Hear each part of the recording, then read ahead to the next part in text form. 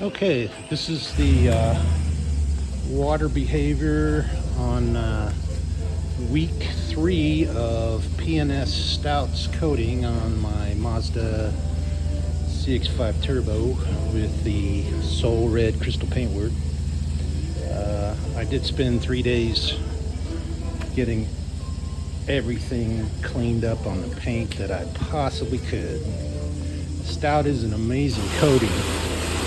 It's pretty hard to work with. You're gonna have high spots, so just be prepared to repolish, panel prep, and remove. But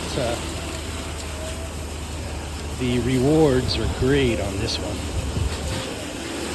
Something about the jetting effect on a dark color. I've installed like 3 or 4 hands coatings on vehicles. And it does a good job on jetting too, but I gotta say I think the gloss is just as good, if not better, on the Stout. And I initially last year had coated it with hydrolite, but for some reason, I don't know why, I started to notice failures on the vertical panels, like the door, kind of right where the engine heat exhausts out the wheel well. I'm just, grasping at straws to explain it.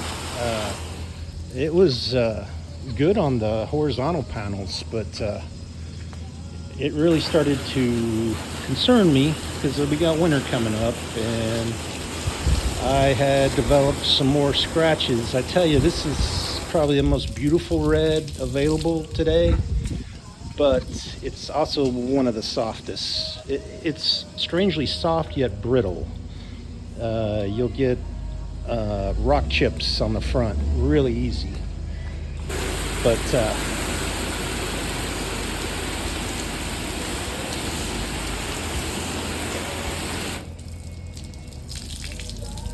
I'm really impressed with this coating.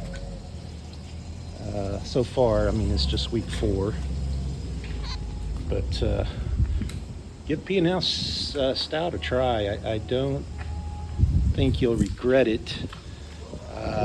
You will have to chase a few high spots because it's an instant bond technology, and you'll have to use polish to get them off, but it's really no big deal. It's just a little different. I'd gladly trade a little installation difficulty for the durability. Thanks for watching.